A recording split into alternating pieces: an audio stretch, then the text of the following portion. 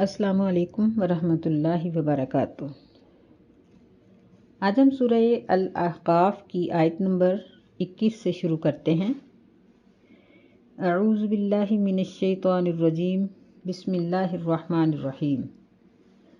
वज़कुर अखा आद, और ज़िक्र करो आदियों के कौम आद के भाई का, यानी सैयदना हूद अलैहिस्सलाम, जो इनकी तरफ पैगंबर बन के आए थे, उनका तज़किरा कीजिए। अल्लाह ताला नबी सल्लल्लाहु अलैहि वसल्लम को फरमा रहे हैं कि आप इनके सामने कौम आद का ज़िक्र कीजिए, हूद अलैहिस्सलाम की कौम का, क्योंकि इससे पिछली आयत में अल्लाह ताला ने मुतकब्बिरीन की मज़म्मत की है और फरमाया कि क़यामत के दिन इनको कहा जाएगा कि तुम आज ज़िल्लत और रुसवाई के अज़ाब में इसलिए मुब्तला हो कि तुम ज़मीन में बग़ैर हक़ के तकब्बुर करते थे और तुम नाफरमानी करते थे। यानी एक तो इससे ये चीज़ मालूम हुई थी कि तकब्बुर इंसान का हक़ नहीं है, क्योंकि इंसान अपने एक सांस पर भी मलकियत नहीं रखता, और फिर वो नाफरमान कौम थी। तो इसी मुनासबत से अल्लाह ताला ने एक मुतकब्बिर कौम का ज़िक्र किया जो कौम आद कहलाती है, कि ये लोग कद्दो-कामत के लिहाज से भी बड़े वसी और अरीज़ थे, ताकतवर थे, और इनके अंदर अकड़ और गुरूर भी बहुत था। अल्लाह ताला ने कुरान मजीद में कई जगहों पर इनके तकब्बुर का ज़िक्र किया है। तो फरमाया कि उनका ज़िक्र कीजिए। इज़ अनज़रा कौमहु बिल अहक़ाफ़, जब सैयदना हूद अलैहिस्सलाम ने अपनी कौम को डराया, बिल अहक़ाफ़, अहक़ाफ़ मुकाम पर, वक़द खलत इन नुज़ुर मिन बैन यदैहि व मिन खल्फ़ी, और बहुत से डराने वाले गुज़र चुके थे उससे पहले, व मिन खल्फ़ी, और उसके बाद भी,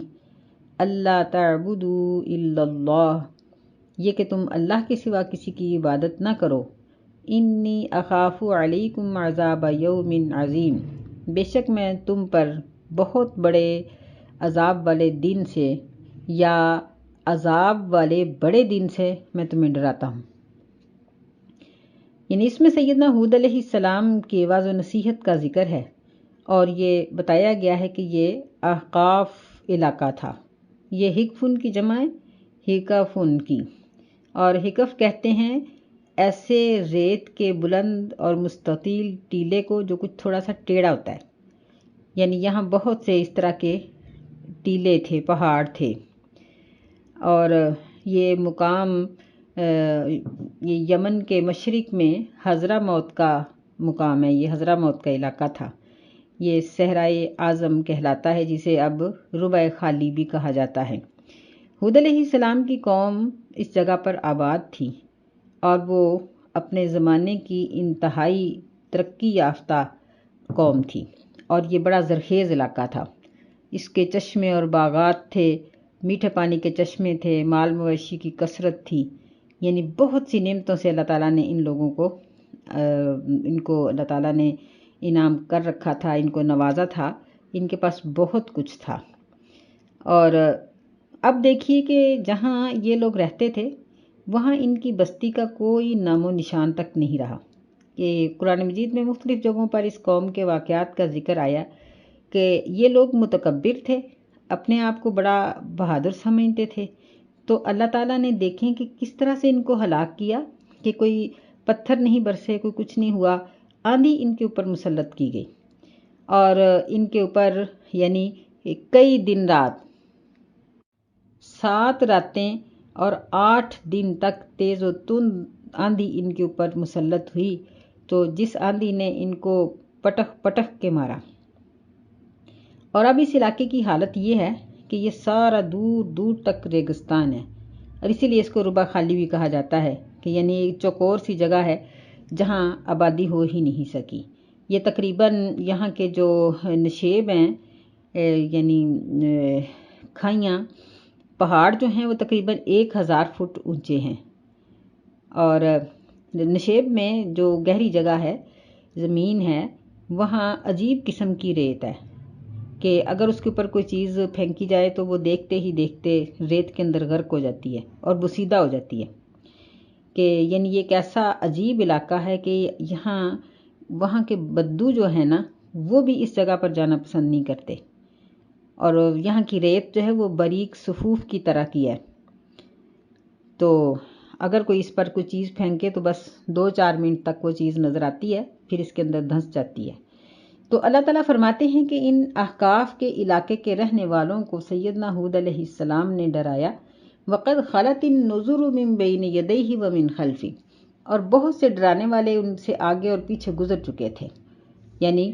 پہلے انبیاء کا یہی حساب تھا کہ ہر نبی کے دور میں مختلف علاقوں اور مختلف شہروں میں مختلف نبی ایک ہی وقت میں تبلیغ کر رہے ہوتے تھے، تو اس طرح سے اس قوم کی طرف جو آنے والے تھے وہ سیدنا ہود علیہ السلام تھے، اور انہوں نے ان کو توحید کی دعوت دی اور کہا کہ تم اللہ کے سوا کسی کی عبادت نہ کرو، مجھے ڈر لگتا ہے کہ اگر تم اللہ کی توحید نہیں مانو گے تو تمہارے اوپر ایک بہت بڑے دن میں عذاب آ جائے گا، یا ایک بہت بڑا عذاب کا دن تمہارے اوپر آ جائے گا۔ قالوا اجئتنا لتأفکنا عن آلہتنا، انہوں نے کہا کہ کیا تو ہمارے پاس اس لیے آیا ہے، لتأفکنا، کہ تو ہمیں روک دے ہمارے معبودوں سے، یعنی معبودوں سے ہٹانے کے لیے آئے ہو کہ ہم ان کی عبادت نہ کریں۔ فأتنا بما تعدنا ان کنت من الصادقین، پس لے آ تو وہ عذاب جس کا تو ہمیں وعدہ دیتا ہے اگر تو سچ بولنے والوں سے ہے۔ یعنی ان کی دلیری دیکھیں اور ہٹ درمی دیکھیں کہ انہوں نے کہا کہ ہم اپنے شرک اور اپنے من مانیوں کا جو ہم نے بنایا ہوا مذہب ہے ہم اس سے نہیں ہٹیں گے، تم عذاب لے آؤ اگر سچے ہو تو۔ قال انما العلم عند اللہ، سیدنا ہود علیہ السلام نے فرمایا کہ بے شک اس کا علم تو اللہ کے پاس ہے۔ وَأُبَلِّغُكُم مَّا أُرْسِلْتُ بِهِ، اور میں نے تمہیں وہ پیغام پہنچا دیا ہے جس کے ساتھ میں بھیجا گیا ہوں۔ وَلَٰكِنِّي أَرَاكُمْ قَوْمًا تَجْهَلُونَ، اور لیکن میں دیکھ رہا ہوں کہ تم جاہل لوگ ہو، بڑی جاہل قوم ہو۔ یعنی انہوں نے بڑے افسوس کے ساتھ کہا کہ میں نے تو اپنا فریضہ ادا کر دیا ہے، لیکن میں دیکھتا ہوں کہ تم جاہل ہو اور تم اس بات کو مانو گے نہیں۔ فَلَمَّا رَأَوْهُ عَارِضًا مُسْتَقْبِلَ أَوْدِيَتِهِمْ، بس جب انہوں نے دیکھا کہ بادل متوجہ ہونے والا ہے، اودیاتہم، ان کی وادیوں کی طرف، یہ وادن کی جمع یعنی ان کی وادیوں کی طرف بادل بڑھ رہا ہے، قالوا ھذا عارض ممطرنا، تو انہوں نے کہا کہ یہ ایسا بادل ہے جو ہم پر بارش برسائے گا۔ یعنی اس جملے سے معلوم ہوتا ہے کہ ان کے اوپر قحط کی حالت تھی۔ تاریخ میں بھی یہ چیز لکھی ہے کہ یہ لوگ قحط زدہ ہو گئے، بارش ان پر نہیں برس رہی تھی، تو اس کے بعد انہوں نے یعنی ایک وقت ایسا بھی آیا کہ انہوں نے اپنا ایک وفد بیت اللہ کی طرف دعا کرنے کے لیے بھیجا، کیونکہ یہ لوگ سمجھتے تھے کہ بیت اللہ میں کی گئی دعا مقبول ہوتی ہے۔ لیکن ان کا جہالت کا اندازہ اس بات سے لگائیں کہ جو لوگ دعا کے لیے گئے تھے وہ بھی شراب کباب اور ناچ گانے والی لونڈیاں اور سب کچھ یہ چیزیں لے کر گئے تھے، اور رستے میں جگہ جگہ پہ پڑاؤ ڈالتے رہے اور یوں ہی موج مستی میں وقت گزارتے رہے، حتیٰ کہ مہینہ گزر گیا۔ تو جب مکہ کے قریب پہنچے تو کسی بوڑھے شخص نے قوم کی بدحالی پر شعر پڑھے، جس پر ان لوگوں کو یاد آیا کہ ہم کس مقصد کے لیے جا رہے ہیں، ہم تو قحط کے لیے دعا کرنے کے لیے جا رہے ہیں۔ اندازہ لگائیے ان کی جہالت کا۔ تو یہ وہاں سے جب دعا کر کے آئے تو قوم کو اس بات پر یقین تھا کہ اب بارش آ جائے گی، یعنی وہ اپنے گناہوں کو گناہ سمجھتے ہی نہیں تھے۔ بالکل وہی حالت جو آج کل ہماری ہو چکی ہے کہ ہم گناہ پہ گناہ کر رہے ہیں اور ہمیں پھر بھی اللہ تعالیٰ سے بڑی لمبی چوڑی امیدیں ہیں، اور اگر کوئی تکلیف آ جاتی ہے تو ہم اللہ پہ شکوہ کرتے ہیں۔ ایسے ہی یہ لوگ تھے، تو جب انہوں نے بادل امڑتے ہوئے دیکھے تو کہنے لگے کہ یہ تو بارش برسانے والے بادل ہیں۔ بعض واقعات میں، اسرائیلی روایات میں یہ چیز آتی ہے کہ جب انہوں نے دیکھا کہ بادل ایک علاقے کی طرف بڑھ رہے ہیں تو یہ لوگ اپنے بچوں کو اور سب کو لے کر اس بادل کے نیچے آ گئے کہ ہم وہاں جشن منائیں گے، بارش میں نہائیں گے اور بارش سے لطف اندوز ہوں گے۔ لیکن اللہ تعالیٰ کو کچھ اور ہی منظور تھا۔ فرمایا بل ہوا مستعجلتم بہ ریح فیہا عذاب علیم، کہ بلکہ یہ تو وہ عذاب ہے جس کو تم بہت جلدی مانگ رہے تھے، اس میں ہوا ہے اور دردناک قسم کا عذاب ہے۔ یعنی اللہ تعالیٰ نے اس میں سے ان کے اوپر آندھی اور طوفان مسلط کر دیا۔ تدمر کل شیء بامر ربھا، وہ ہلاک کر دے گا ہر چیز کو اپنے رب کے حکم سے۔ فَأَصْبَحُوا لَا يُرَىٰ إِلَّا مَسَاكِنُهُمْ، پس وہ صبح تک یعنی چند دنوں کے بعد وہ ایسے ہو گئے کہ نہیں دیکھے جاتے تھے مگر صرف ان کے مکان ہی۔ كَذَلِكَ نَجْزِي الْقَوْمَ الْمُجْرِمِينَ، اسی طرح ہم بدلہ دیتے ہیں مجرم قوم کو۔ تو دیکھنے میں اس آیت میں دو متضاد چیزیں ہیں۔ ایک یہ ہے کہ اللہ تعالیٰ نے فرمایا کہ یہ ہوا ہر چیز کو ہلاک کر دے گی، اور دوسرا یہ ہے کہ ان کے مکانوں کے سوا کوئی چیز نظر نہیں آتی تھی۔ تو یہاں یہ دیکھنے میں تضاد ہے، حقیقت میں نہیں ہے، کہ جب فرمایا نا کہ ہر چیز کو ہلاک کر دے گی تو اس کا معنی کثرت ہوتا ہے، کہ یعنی کوئی بھی جاندار وہاں کا زندہ نہ رہا، صرف مکان ان کے بچے، کیونکہ وہ پہاڑوں سے کھرچے ہوئے تھے۔ اور اللہ نے فرمایا کہ ہم مجرموں کو ایسے ہی بدلہ دیتے ہیں۔ وَلَقَدْ مَكَّنَّاهُمْ فِي مَاءٍ مَكَّنَّاكُمْ فِيهِ، اور یقینی بات ہے بلا شبہ مکناہم، ہم نے ان کو اتنی قدرت عطا کی تھی کہ جتنی ہم نے تمہیں نہیں دی۔ مکناکم فیہ، یعنی یہاں اہل مکہ مراد ہیں کہ تمہیں تو وہ طاقت اور قدرت اور وہ قد کاٹھ ملا ہی نہیں جو ان کو تھا۔ وَجَعَلْنَا لَهُمْ سَمْعًا وَأَبْصَارًا وَأَفْئِدَةً، اور ہم نے ان کے کان اور آنکھیں اور دل بھی بنائے تھے۔ فَمَا أَغْنَىٰ عَنْهُمْ سَمْعُهُمْ وَلَا أَبْصَارُهُمْ، پس ان کو ان کے کانوں نے اور ان کی آنکھوں نے ما اغنا کچھ بھی کفایت نہ کیا، یعنی بچاؤ نہ کیا۔ ولا افئدتهم من شیء، اور نہ ان کے دلوں نے ان کو کوئی فائدہ پہنچایا۔ اذ كانوا يجحدون بآیات اللہ وحاق بهم ما كانوا به يستہزئون، جب وہ اللہ کی آیتوں کا انکار کرتے تھے۔ وحاق بهم، اور ان کو گھیر لیا اسی عذاب نے جس کا وہ مذاق اڑاتے تھے۔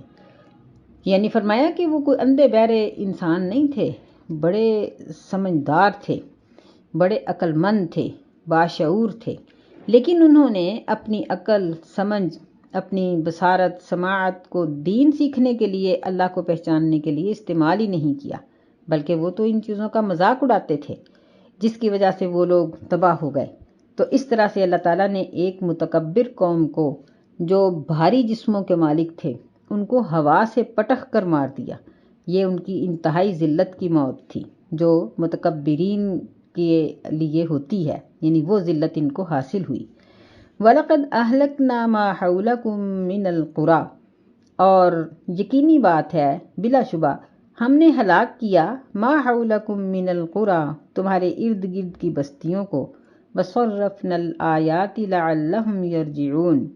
اور ہم نے پھیر پھیر کر یعنی مختلف طریقوں سے مختلف انداز میں آیات کو بیان کیا تاکہ وہ لوٹ آئیں۔ تو اس آیت مبارکہ میں وصرفنا الآیات کی دو تفسیریں کی جاتی ہیں۔ ایک یہ ہے کہ جن بستیوں کو ہم نے ہلاک کیا ان کو ہم نے ہر طرح سے مختلف طریقوں سے پھیر پھیر کر ہم نے ان کو ڈرایا۔ پھیرنے کا مطلب یہ ہے کہ کبھی یعنی انعام کے انداز میں، کبھی عذاب کی صورت میں، کبھی ان کو ان کے جو نیک اعمال ہیں ان کی حقیقت بیان کرنے کے لیے، کبھی برے اعمال کی برائی بیان کرنے کے لیے، یعنی مختلف انداز میں ہم نے ان کو ڈرایا لیکن وہ لوگ باز نہ آئے۔ دوسرا معنی یہ ہے کہ ہم نے اہل مکہ کے لیے اور نبی صلی اللہ علیہ وسلم کی امت اور آپ کے بعد آنے والے تمام لوگوں کے لیے قرآن مجید میں آیات و احکامات کو مختلف طریقوں سے بتا دیا ہے تاکہ یہ ہدایت کی طرف لوٹ آئیں۔ یعنی اس کا تعلق پہلی قوم ہود کے ساتھ بھی ہے اور ہم سب کے ساتھ بھی ہے۔ فَلَوْلَا نَصَرَهُمُ الَّذِينَ اتَّخَذُوا مِن دُونِ اللَّهِ قُرْبَانًا آلِهَةً، پس ان کی مدد کیوں نہ کی ان لوگوں نے اتخذوا جن کو انہوں نے بنا لیا تھا اللہ کے سوا معبود، قربانًا آلہہ قرب حاصل کرنے کا سبب معبود بنا لیا تھا، یعنی جن کے بارے میں ان کا یہ دعویٰ تھا کہ یہ ہمیں اللہ کے قریب کر دیں گے اور ہمیں جنت لے دیں گے، جہنم سے بچا لیں گے۔ تو جب ان پر ہلاکت کا وقت آیا تو پھر انہوں نے کیوں نہ ان کو بچایا۔ بل ضلوا عنہم، بلکہ وہ تو ان سے گم ہو گئے۔ وَذَلِكَ إِفْكُهُمْ وَمَا كَانُوا يَفْتَرُونَ، اور یہ ان کا جھوٹ ہے جو وہ جھوٹ باندھتے تھے۔ یعنی جب ان پر عذاب آیا تو اس وقت وہ اپنے معبودوں کو بھول ہی گئے، پھر تو اللہ کو پکارتے تھے۔ یہی حال ہے مشرک کا بھی اور کافر کا بھی، کہ جب عین موت کا وقت آتا ہے یا وہ کسی ایسی بڑی مصیبت میں پھنستا ہے جس سے اس کو نجات نظر نہیں آتی، تو پھر اس وقت وہ صرف اللہ ہی کو پکارتا ہے۔ اس وقت وہ اپنے سارے جھوٹے معبودوں کو بھول جاتا ہے، ان کی طرف پھر اس کی توجہ نہیں ہوتی۔ لیکن ایسے وقت میں پکارنا فائدہ مند نہیں ہے۔ آگے اللہ تعالیٰ نے جنوں کا واقعہ ذکر کیا ہے، جس کے دو فائدے ہیں۔ ایک تو یہ ہے کہ اہل مکہ کو یہ بتانا مقصود ہے کہ نبی صلی اللہ علیہ وسلم تمہاری جنس کے ہیں، تمہاری زبان کے ہیں، تمہارے اندر رہ کے پلنے والے ہیں، اور ایسے ہیں کہ جن کے لیے تم امین اور صادق کی گواہی دیتے تھے، لیکن تم لوگوں نے اگر اس کا انکار کیا ہے تو ہم نے ایک ایسی جماعت کو ان پر ایمان لانے کے لیے تیار کیا ہے جو ان کی جنس سے نہیں ہے بلکہ وہ جن ہے۔ اور کہا جاتا ہے کہ یہ واقعہ نبی صلی اللہ علیہ وسلم کے ساتھ اس وقت پیش آیا جب آپ طائف کی وادی کے لوگوں کو واعظ کرنے کے بعد نا امید ہو کے پلٹے تھے اور آپ بہت ہی شکستہ دل تھے، تو اللہ تعالیٰ نے آپ کی تسلی کے لیے اس واقعہ کو ذکر کیا کہ یہ جنات تھے جو شاید آسمانوں کا نظام بدلنے کی وجہ سے ہی یا کسی سیر و سیاحت کے لیے نکلے ہوئے تھے۔ اور جب یہ نخلا وادی شاید بیان کی جاتی ہے مختلف روایات کے مطابق کہ نبی صلی اللہ علیہ وسلم وہاں جب فجر کی نماز پڑھ رہے تھے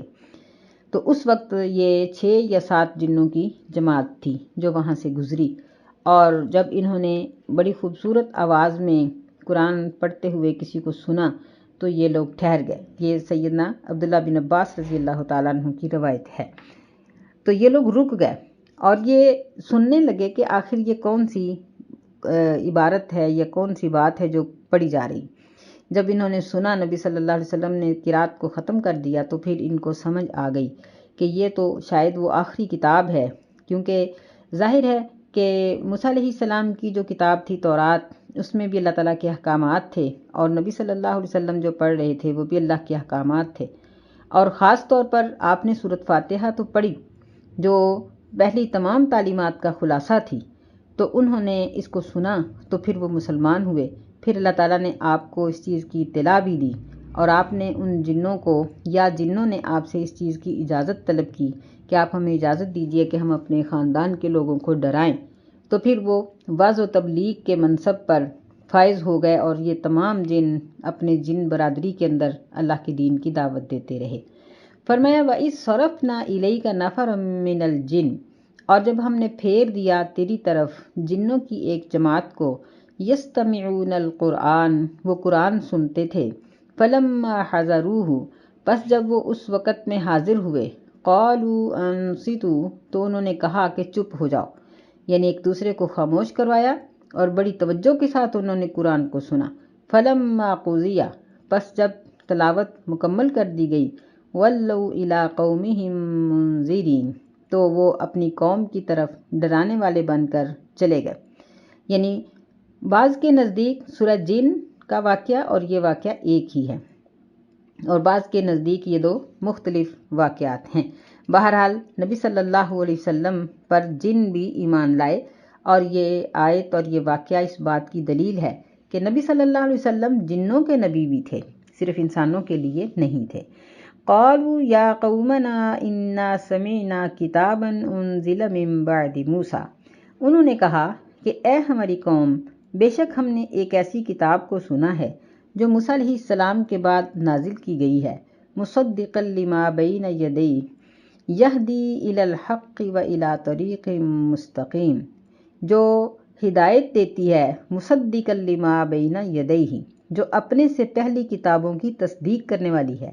اور وہ حق کی طرف ہدایت دیتی ہے، رہنمائی کرتی ہے، الی صراط مستقیم، یعنی سیدھے راستے کی طرف وہ رہنمائی کرنے والی کتاب ہے۔ یہاں ان لوگوں نے یعنی جو جنات تھے انہوں نے تورات کا نام لیا ہے، انجیل، زبور یا کسی اور کتاب کا نام نہیں لیا۔ اس کی ایک وجہ تو یہ ہے کہ شاید یہ جن مذہبی طور پر یہودی تھے، اس لیے انہوں نے موسیٰ علیہ السلام پر اتارے جانے والی کتاب کا ذکر کیا ہے۔ دوسری اس کی وجہ یہ ہے کہ موسیٰ علیہ السلام پر جب تورات اتری ہے تو تورات کے بعد زبور، انجیل یا باقی جتنے بھی صحیفے نبیوں پر اترے یا عیسیٰ علیہ السلام سمیت جتنے بھی نبی آئے، ان سب نے تورات ہی کی توثیق کی ہے، یعنی یہ سب ان پر اترنے والی کتابیں اور احکامات جو تھے وہ تورات کی ہی تفسیر تھی، اس لیے انہوں نے اصل جو کتاب تھی تورات جو موسیٰ علیہ السلام پر اتری اس کا ذکر کیا ہے کہ وہ موسیٰ علیہ السلام کے بعد ایک ایسی کتاب اتری ہے جس نے پہلی ساری کتابوں کی تصدیق کی ہے اور وہ تورات کی طرح سیدھے راستے کی طرف رہنمائی کرتی ہے۔ یا قومنا اجیبوا داعی اللہ وآمنوا بہ، وہ جن اپنی بستی کے لوگوں کو کہنے لگے کہ اے ہماری قوم، اجیبو، قبول کرو تم اللہ کی طرف دعوت دینے والے کی دعوت کو، وآمنوا بہ، اور اس پر ایمان لے آؤ، یغفر لکم من ذنوبکم، اللہ تعالیٰ تمہارے گناہوں کو بخش دے گا، ویجرکم من عذاب علیم، اور وہ تمہیں دردناک قسم کے عذاب سے بچا لے گا، یعنی اللہ کے عذاب سے بچنے کی واحد یہی صورت ہے کہ تم اللہ تعالیٰ کی طرف پکارنے والے نبی صلی اللہ علیہ وسلم کی دعوت کو قبول کر لو۔ وَمَن لَا يُجِبْ دَاعِيَ اللَّهِ فَلَيْسَ بِمُعْجِزٍ فِي الْأَرْضِ، اور جو شخص اللہ کی طرف پکارنے والے کی بات کو قبول نہیں کرے گا پس وہ اللہ کو زمین میں عاجز نہیں کر سکتا۔ وَلَيْسَ لَهُ مِن دُونِهِ أَوْلِيَاءُ،